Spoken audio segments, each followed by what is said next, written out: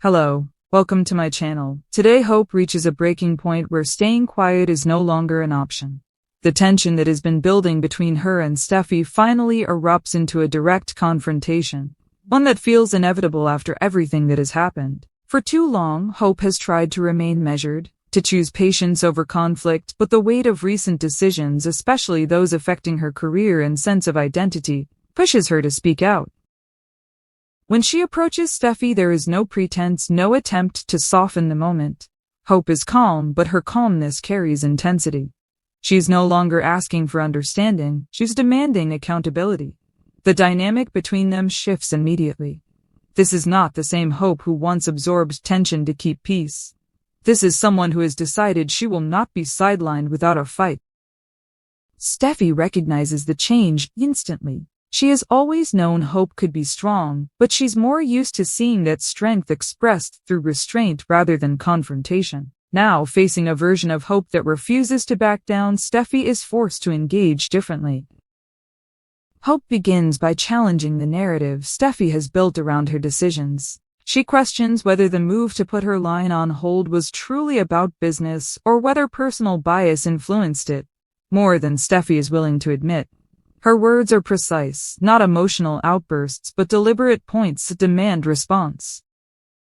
Steffy doesn't retreat.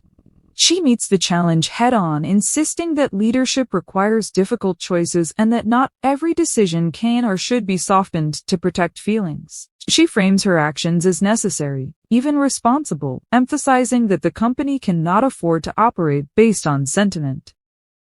The exchange quickly intensifies, not because either woman is shouting, but because neither is yielding. There's a sharp clarity in both of them, a refusal to let the other control the narrative.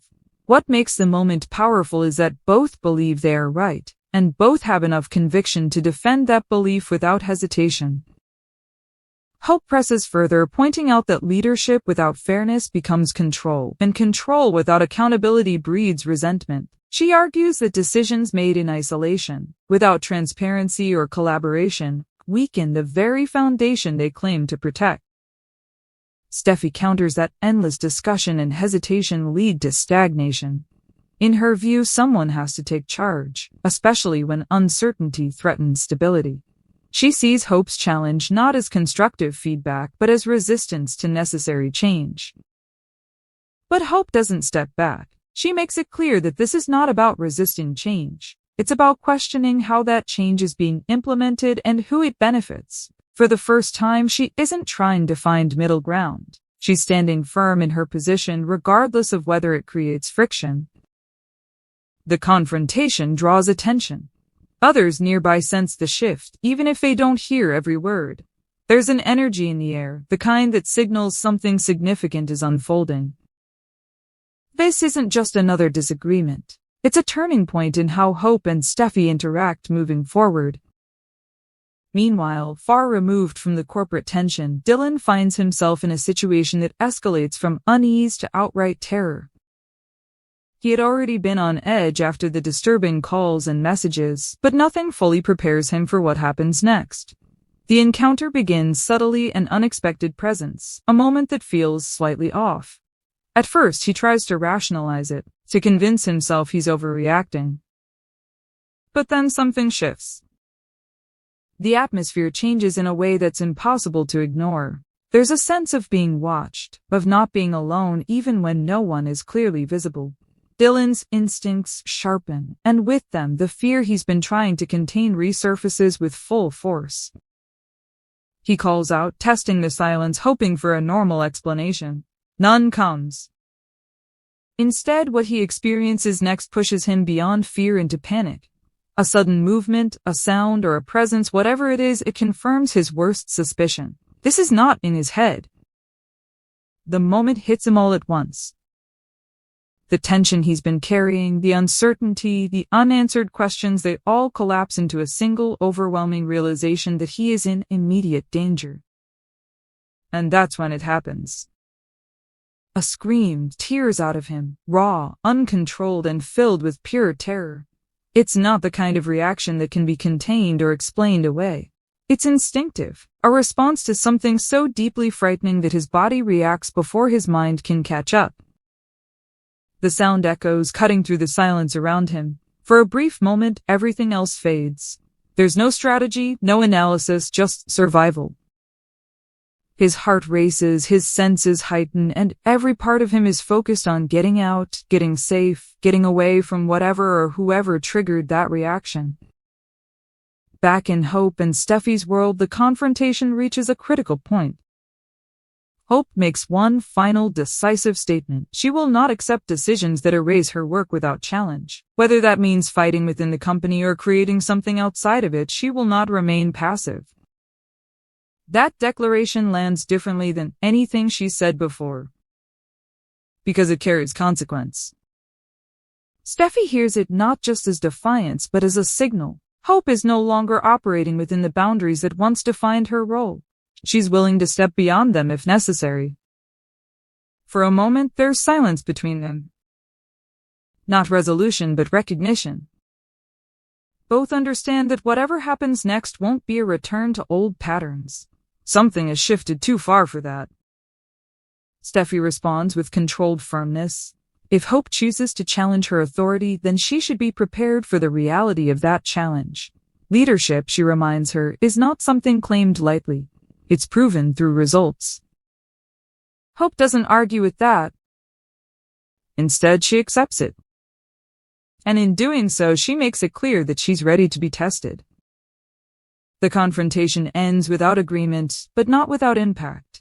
Lines have been drawn more clearly than ever before. Respect may not have been restored, but clarity has. Elsewhere, Dylan struggles to regain control after the terrifying encounter. His breathing is uneven, his thoughts scattered. The scream may have passed, but the fear lingers, embedded deep in his system. He looks around, trying to make sense of what just happened. Every shadow feels threatening. Every sound feels amplified. The world around him has shifted from familiar to unpredictable in a matter of moments. But amid the fear, something else begins to form. Resolve. Because whatever he just experienced is no longer abstract. It's real, immediate, and impossible to ignore. Just as Hope has moved from reaction to action, Dylan is being forced into the same transition, though under far more dangerous circumstances. Both storylines, though vastly different in tone, are moving toward the same kind of turning point. Hope is confronting power directly, refusing to be diminished. Dylan is confronting fear directly, refusing to remain passive in the face of threat. Neither path is easy. Neither guarantees safety or success. But both represent a shift from being affected by circumstances to actively responding to them. And once that shift happens, there's no going back to what existed before. The aftermath doesn't bring relief, it brings momentum. Hope walks away from the confrontation with Steffy knowing something fundamental has changed. It isn't just that she spoke up, it's that she didn't soften it, didn't retreat, didn't try to smooth things over afterward. For the first time in a long while, she let her position stand without apology. That alone alters how she sees herself and how others will see her next time she enters a room. But confidence doesn't erase consequences. Almost immediately, she begins to feel the shift around her. Conversations take on a different tone. People are more careful, more observant. Some seem quietly supportive, others are harder to read. In environments like this, alignment rarely announces itself out loud. It shows up in who listens, who avoids, and who watches. Hope notices all of it. There's also a new weight to her choices now. Declaring she won't accept being sidelined is one thing. Proving she can operate on equal footing with someone like Steffy is another. The standard has changed. Expectations, both internal and external, have risen. Katie sees it too. When Hope returns, there's no need for a detailed explanation. The shift is visible. Katie doesn't immediately ask what was said. Instead, she asks what happens next. That question matters more. Hope doesn't answer right away, because for the first time she understands that reacting isn't enough. If she wants to hold ground, she needs a strategy, not just conviction. They begin to map it out. Not in a rushed or emotional way, but carefully. If Hope is going to challenge Steffi's influence, she needs more than a strong argument. She needs results, alliances, and a clear direction that people can believe in. The conversation turns practical. What resources are available? Who might support her vision? What gaps she can fill that aren't currently being addressed? Katie pushes her to think bigger than defense. Don't just respond to what's been done to you, she implies. Define something that stands on its own. That reframing changes the tone of everything. Instead of trying to undo Steffi's decision, Hope starts considering how to move forward in a way that makes that decision less relevant over time. It's a quieter kind of power, but potentially more effective. Meanwhile, Steffi processes the confrontation in her own way. She doesn't show uncertainty publicly, but privately she recognizes that Hope's approach has shifted. This isn't the same dynamic she's managed before. Hope isn't appealing for reconsideration. She's positioning herself as a counterforce. That distinction matters. Steffi begins evaluating risks differently. Not because she doubts her authority, but because she understands perception. If Hope gains traction through support, results, or even narrative, then this becomes more than an internal disagreement. It becomes a question of leadership style, of vision, of who represents the company's future more convincingly. And that's a space where control alone isn't enough. So Steffi adjusts not by backing down, but by tightening her approach. More focus, more visibility, more emphasis on outcomes that reinforce her decisions. If she's going to be challenged, she intends to meet that challenge with undeniable results. Across town, Dylan is still trying to steady himself. The scream may have been brief, but its impact lingers. It wasn't just fear, it was confirmation. Whatever has been circling him isn't distant anymore. It's close enough to trigger instinct, close enough to break through his attempts to stay rational. He replays the encounter again, searching for something concrete he can hold on to. A face, a voice, a detail that transforms fear into something identifiable. But that's exactly what's missing. And that absence is what makes it worse. Because without something clear, everything becomes suspect. Every noise carries meaning. Every shadow suggests movement. His environment, once familiar, now feels unpredictable, like it's been subtly altered in a way only he can sense. But unlike before, he doesn't freeze in that feeling. The fear is still there, sharp, immediate, but it's now paired with something else, urgency that demands action. He follows through on what he started earlier, reports, documentation, contact. He doesn't wait for another escalation to justify it. What happened was enough. And yet, even as he takes those steps, a question keeps pressing at him. Why him? It's the one piece he still can't place. Without motive, everything feels random, and randomness is harder to defend against than intention. Back with Hope, the shift from confrontation to construction begins to take shape.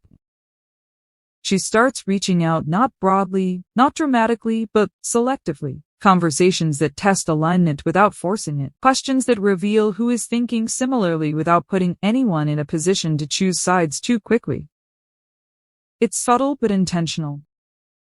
She's not trying to build opposition. She's trying to build something credible. And credibility takes time. Katie supports from this side, offering perspective when needed, but not taking over. This has to be Hope's movement, not Katie's influence. That distinction is important for both perception and sustainability. As the groundwork develops, small signals begin to appear. A suggestion supported. An idea taken seriously. A conversation that extends longer than expected. Nothing explosive. But momentum rarely starts that way. Steffi notices it. Not as a threat yet, but as a shift worth tracking. She's experienced enough to recognize early-stage change. It doesn't announce itself loudly. It builds quietly until it can't be ignored. So she watches. Not reactively, but attentively. Dylan, meanwhile, experiences something new, a moment of stillness that isn't immediately followed by fear. It's brief, but noticeable. After the initial shock and the actions he's taken, there's a pause. Not safety. Not yet, but a break in the intensity. And in that space, clarity begins to form. He realizes that whatever is happening thrives on his uncertainty. The less he understands, the more control it has. So the goal shifts from just reacting to incidents to actively reducing unknowns. That means asking harder questions, looking deeper, possibly uncovering things he hasn't wanted to confront. It's not a comfortable direction, but it's a necessary one. Back in Hope's world, the contrast between then and now becomes clearer. Before, she was reacting to being pushed aside. Now she's building something that doesn't rely on being let back in. That shift changes how she carries herself. There's less urgency to prove something immediately and more focus on long-term positioning. Ironically, that makes her presence stronger, not weaker. People begin to notice not because she's demanding attention, but because she's no longer seeking it. And that's harder to ignore. Katie sees it and allows herself a moment of cautious optimism. This is what she hoped for. Not escalation, but evolution. Still, she remains realistic. Because not everything is within their control. Steffy is still Steffy. Strong, decisive, and not inclined to yield ground easily. Any shift in balance will be met with response.